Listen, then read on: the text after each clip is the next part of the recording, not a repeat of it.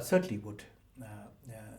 Something which I always feel is that when we were young officers or youngsters in this armed forces, that there used to be 8 compartments. Train used to be very small, 8 compartments, and in some of the main trunk there used to be sometimes 2 coaches, which used to be soldiers thing.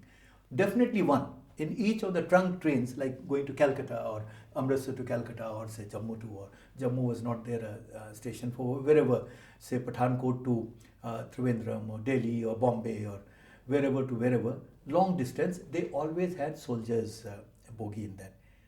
Today, when the trains have grown to 22, 23, 24 compartments, there is no separate thing for soldiers. Now what happens, they don't have time. Okay, you can, 1 month you have to plan your leave and LTC or etc. He is given holidays or leave when the organization can spare him, and that can be only few days earlier. So you have to now have some way that you reach home. I mean, if you're traveling from say Tinsukia to Trivandrum 6 days without reservation, very difficult. I think government should review, reconsider and incorporate 1 or 2 bogies which are exclusively for armed forces people. If we have all the facilities these days, everything is online. If they are not filled up by the time you are making chart, there are people who are waiting, they can be put in there, not an issue. Because it's not that I don't want a other non-soldier to be with me. No, not a thing. When only 1 bogie was there and there was place, there were always, we used to pull people, jo bhi hota tha. Balki many times we used to sit up ourselves and have them sit with us, because that is what a soldier is. He's always looking to see that the neighbor is happy, the other guy is happy. I mean, that's what he wants to see. That's what gives him happiness. Happiness on the face of the other fellow citizens. In armed forces, what we get, nobody can give, no government can give. You see, the family relationship which develop, everyone, it's a larger family. We always stand by. Now I have been in retirement for 21 years. People meet me, they meet me after 40 years, but they meet as if we were together yesterday. Another thing, armed forces become family with the people outside.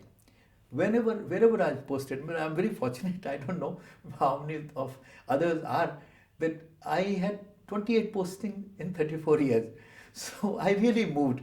And wherever I went, I used to go out because I love eating outside, whatever food there used to be. When you met there, then you met the people. Since we are generally, normally a very friendly people, so we used to go and meet up with people, with family. And that relationship has stayed till today. So in this country, in my country, I go anywhere in India, anywhere, from Trivandrum to Srinagar. Actually, I have a family to stay. And this is true for larger number of armed forces. So I think when we get so much from society, we get so much from fellow countrymen, so much from our people, then I don't think government can give. They can give some materialistic, okay, this concession, this pay hike or whatever. But that's really not.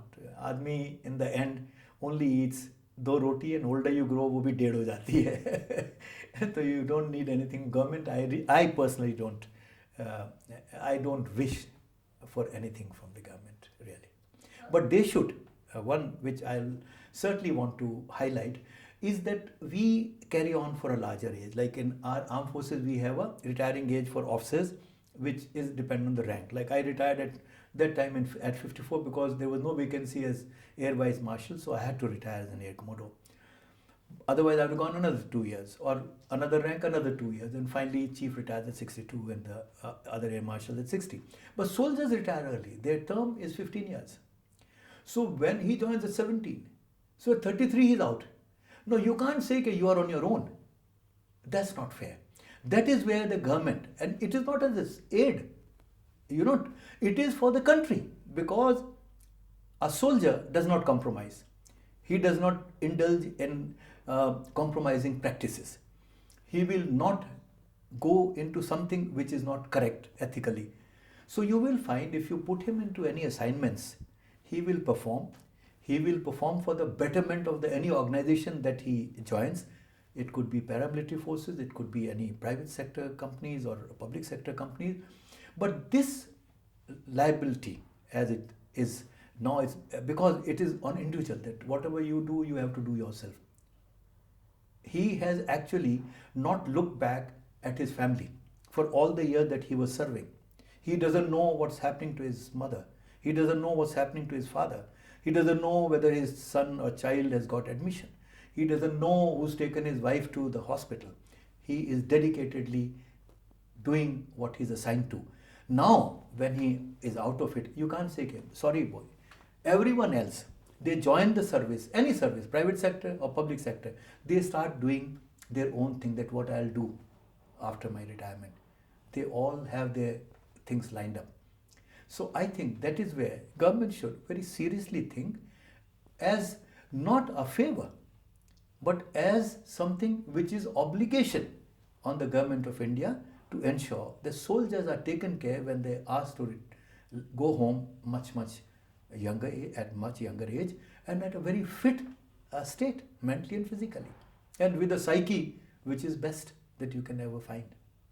Only thing which I would make a request and an urge, that this happens mainly because the society yet has not matured to not start blaming and start looking down at the mistake which has happened in planning. Everyone makes mistake. If we maturely look at that and don't say that today a soldier is good, tomorrow is not good because 50 years back they didn't do something which they should have done. No, it's not the person on field who does, it's the people who plan, and they are mostly bureaucrat. Now let me, just for this, till today you would have never heard any bureaucrat, any defense secretary ever being blamed. Raksha Mantri, maybe one Krishna Menon once was probably pointed out, but really nothing much happened.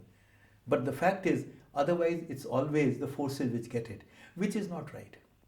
We only perform what is asked of us.